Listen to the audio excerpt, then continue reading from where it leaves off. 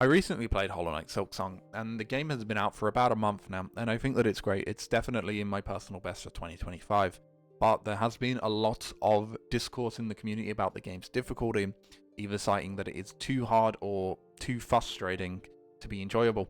There were a couple reasons for this, but the main points were the heavy contact damage in the game and the fact that the enemies deal more damage. There are also some long and punishing boss runbacks and low amounts of resource collection, meaning that you have to do quite a bit more farming than you used to have to in the original. The focus of this video is on the frustration rather than the difficulty, so if you've come here expecting some sort of argument for an easy mode, I'm sorry, but you're going to be disappointed.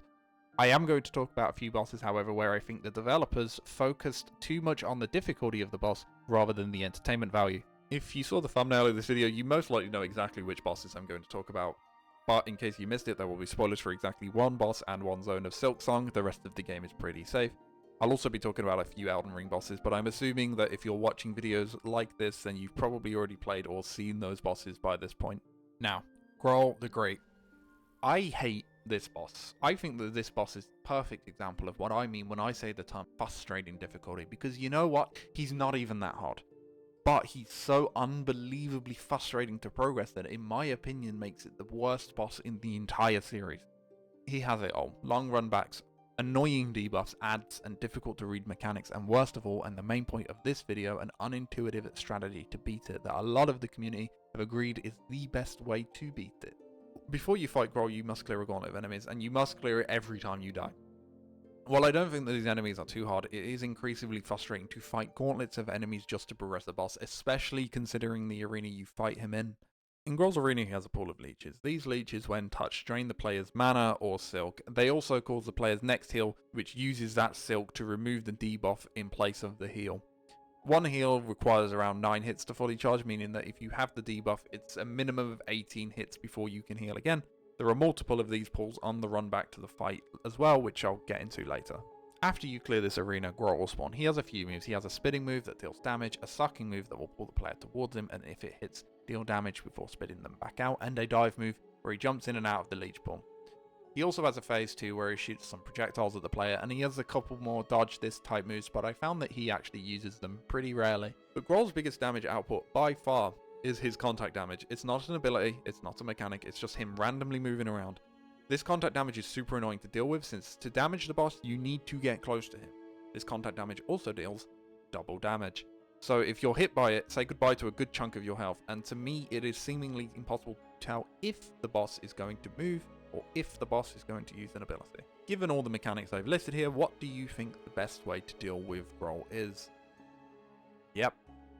You just take the debuff and smack the boss around, and it becomes an absolute breeze. He can barely hit you. The only ability that can contact you is his dive attack. At this point, the game has done everything to tell you that the leech water equals bad. So why is it that suddenly this is the best way to fight the boss? My issue with this is not that Groll is a hard boss. I don't even think he's that difficult. It is that he is neither fun nor intuitive to progress. Now, I understand an argument can be made that this is clearly unintentional, but I find it hard to express that sentiment when to unlock the closest save location requires the player once again to jump in that same pool of leeches. Now, I can tell you for a fact that a lot of players miss this save location, and if you miss this save location, the run back to the boss becomes a whole marathon. The problem that I have with this is that the majority of players, myself included, would never be able to discover the best strategy for this fight without looking it up online. And it isn't satisfying to beat a boss using cheesy mechanics, and it isn't satisfying to beat a boss with somebody else's strategy.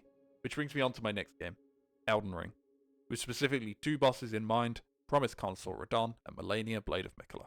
I think that both of these bosses are great examples of the developers making bosses more difficult purely to ensure that the next game in the series is always harder than the previous. That in order to be a better game, it needs to be a harder game. But instead of making them faster or have tighter movesets, they're just simply more unintuitive. Neither of them are obvious how to avoid, and because of this, there are videos with dodge tutorials for some of these mechanics and some of these bosses with millions of views. Which brings me to a question to you, the viewer. Is a boss less fun if you can't beat it yourself? I think the answer is yes. I understand there are definitely some god gamers out there who cleared it blind, and if that was you, congratulations. But you are in the minority here, especially when it comes to Malenia. I don't think we've reached a point where difficulty equals frustrating yet. I also don't think these games need to be made easier for the sake of fun. Consort Redon has an amazing Phase 1, and Malenia's kit outside of Waterfell Dance is quite fun to fight. Groll isn't so great of a fight in comparison, but he's not a final boss. However, I do feel there is a very possible case to be made that if game developers keep focusing on the difficulty of their bosses, instead of the enjoyment of progressing the bosses themselves, we will very quickly reach a point where difficulty and frustration are one and the same. The point that I'm trying to make is that I think these games are amazing. I know I was quite negative, but I love both of these games. I want to keep enjoying them, and I want to play the future installments, but I don't want to reach a point where these games are no longer fun because we prioritize difficulty over entertainment. And if you're one of the people on the other side who the difficulty is the fun for you, that's fine. Anyhow, thank you for watching. Please let me know if you enjoyed. I have a few ideas lined up. This is a completely fresh channel. But yeah, I appreciate it a lot. Thank you. Peace.